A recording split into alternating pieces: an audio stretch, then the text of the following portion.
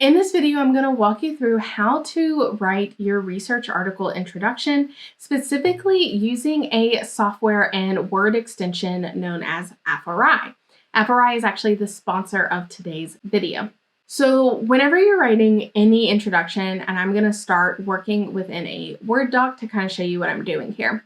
So when I start writing my introduction, I'm going to write this for an article that I wrote a long time ago on steroid analysis of eye mobility by group 1 metal adduction.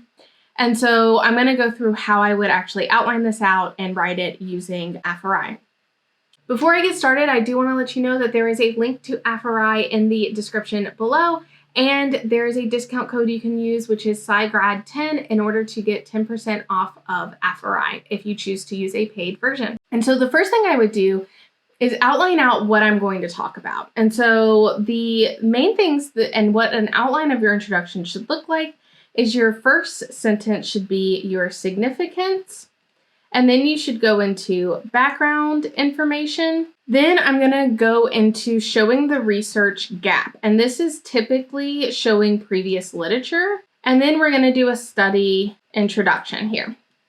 So for me, I can then kind of come and specify out what I specifically want for my specific studies. And if you're interested in more getting a little bit of this written out for you, I would check out my scientific research paper checklist. It has a lot of the steps to walk through in order to write your research article. So with the significance, I'm going to talk about the importance of steroid analysis. With the background information, think about whatever your title is, pull out the keywords, and that's basically what you need to explain. So if I'm doing ion mobility analysis of steroids, then obviously I need to explain what steroids are. I need to explain what ion mobility is. And then another thing that I'm going to need to explain is why we should study steroids. And so I'm going to talk about analysis of steroids. And I'm actually going to move this analysis of steroids in between steroids and eye mobility, because that gives me a nice way to segue into what eye mobility is. Instead of talking about steroids and then talking about eye mobility, it's nice to segue by being like, steroids are difficult to analyze because, and then eye mobility can meet these challenges. And that's a common way you'll see people move from one keyword to another.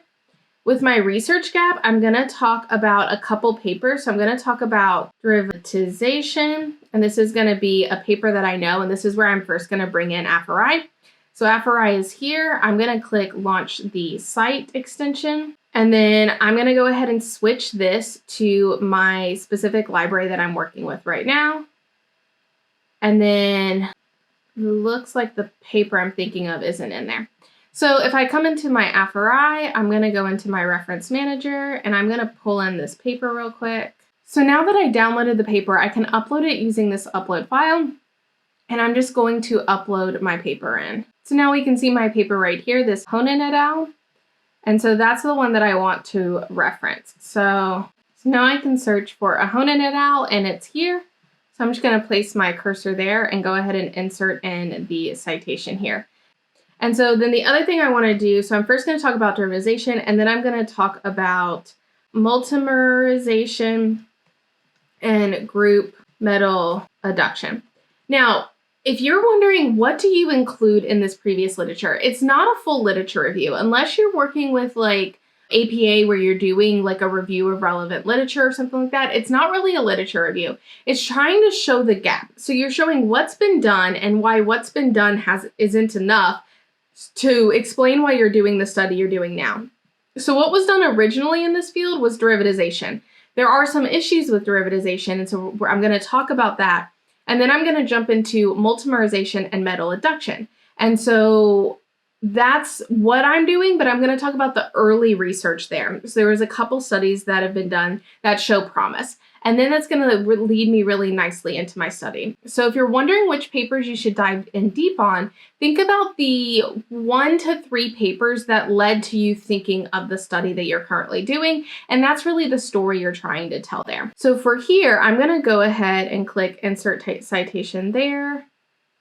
So I'm going to insert that one. That's going to be the main one that I talk about. And then my study introduction isn't going to really have a lot of references in it because it's just going to be me explaining what I did. So if I'm writing this in order, I can start with the importance of steroid analysis. And if I don't have this off of the top of my head, I can use the Afforai Research Assistant. And so within the Research Assistant, I'm going to go ahead and use document retrieval. So I'm going to use the documents or the PDFs that I've already uploaded into the system. And I'm going to configure this to only use this folder here and save that. And then I can write in here, why are steroids important to analyze? So we can see that they are biomarkers for disease, they're sport performance enhancers, they have analytical challenges and steroid isomers. So that's going to go down in my analysis of steroids. And then I can go ahead and input this citation in here. So I'm going to click here and cite that file. So that's my first sentence. My next part is I'm going to go straight into the background information. So I'm going to go ahead and remove that. So I'm going to talk about steroids. And so I might search next, what are steroids and what should analytical chemists know about them? Now, the important thing here is you do want to be making sure that this is accurate. I'm assuming if you're writing a research article introduction, you know enough of your field to be able to know whether some of these things are accurate or look at the papers to know whether they're accurate.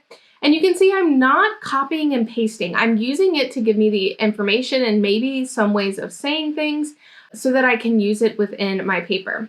So it says something like steroids are a class of organic compounds that have a structure consisting of 4 fused rings. They're biological molecules with diverse uses. And analytical chemists should know about their structural diversity, isomerism, and analytical techniques, regulatory and biological relevance. Okay, so this is actually a really good way for me to transition.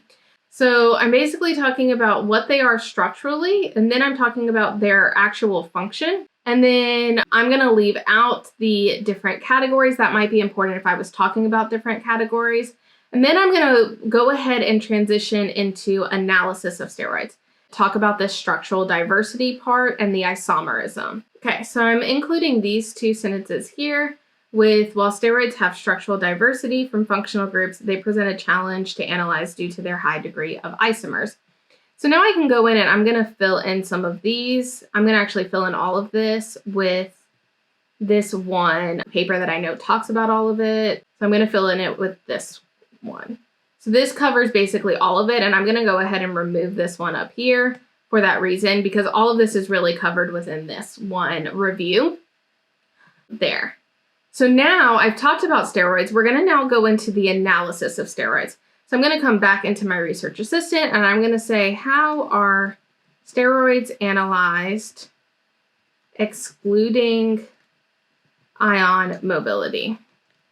What are the advantages and disadvantages of each technique? So basically it's talking about liquid chromatography and gas chromatography, and HPLC is a type of LC. And then I'm going to input in some of the advantages of LC, GC, and then talk about disadvantages. So we can kind of include that there.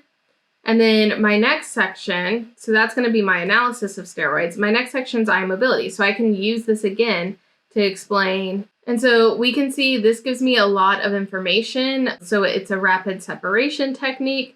So I can again rephrase some of this and include it within here. So I wrote a paragraph in here, and I'm just going to add some of my references into here as an easy way to do this. So this one I'm going to add a few different references in, so I can just click the different ones that I want to add in. I'm going to add these 2 in, place in cursor position. So it adds both of those in there. So that now gets ion mobility. So that is my significance and my background information already written out for me. Now I can jump into my research gap. So I'm going to just talk about these 2 papers here. And so with this is not really going to be super helpful, but basically you just want to explain whatever they did in each paper to be able to justify why your study is needed. So I'm going to say something like what they did, and then I'm going to talk about, basically show the results of what they did. And then I can say something like, well, derivatization assisted separation there was not baseline resolution achieved, and derivatization can result in analyte loss. And so while I'm including my results in there, that's really great, but I want to be able to say why we need to keep this research moving forward. And I can always, if I wanted to go and look at my results, I can always come in here and open up this file. It will open it up within Afforai, and I can look at it in here, all still based in my web browser. And so I can come back here. I can also specifically ask it. So I'm going to go to have it tag this one, and I'm going to say, what were the key findings in this article? And so we can see it's going to give me the key findings within the article. So I can use that to help me write this. And obviously always going back and confirming that those were the key findings. But this can be a little bit more helpful in trying to extract out what you should really talk about and what's really important, and keep you focused instead of walking through and trying to talk about everything within your introduction. So then I would do the same thing for this paper, and then I would go into my study introduction. So basically my thesis statement is going to be what we're doing in this study. And then from there, I can go into more detail about how we're doing it, maybe even some of the results that we got, and then the impact of this study. And so that's basically what I would cover there is my methods, potentially initial results, or at the very least, impact results. So impact of results could look something like the ability to analyze steroids quickly and effectively is important for faster diagnostics, environmental testing, and sports performance testing. And so overall, I didn't completely write all of this in. There's still a few things that I would go back and do, but this is really a good backbone for the study that I'm going to write and for the introduction. And I wrote this in like less than 30 minutes my time. Obviously, I'm going to condense this a little bit, but it's only been 24 minutes since I started this video with walking you guys through this. So it doesn't take as long as a lot of you want to take with writing your introduction, especially using something like AI. The way that I did this, none of the AI information was copy and pasted in there. There is no AI writing within my introduction. It's all coming from me, but I'm using the AI to give me the different things that I should cover, especially within the background information and the significance. If you're interested in Afforai, I will leave a link in the description below, and I will also have a discount code here. It's SciGrad10 for 10% off of Afforai if you're interested in that. And don't forget to download my scientific research paper checklist. It's an easy checklist that walks you through all of these different things that should be included in your introduction and goes even deeper into the rest of your article and how to get your article ready for submission to a journal. I hope you enjoyed this video, and I look forward to seeing you in the next one.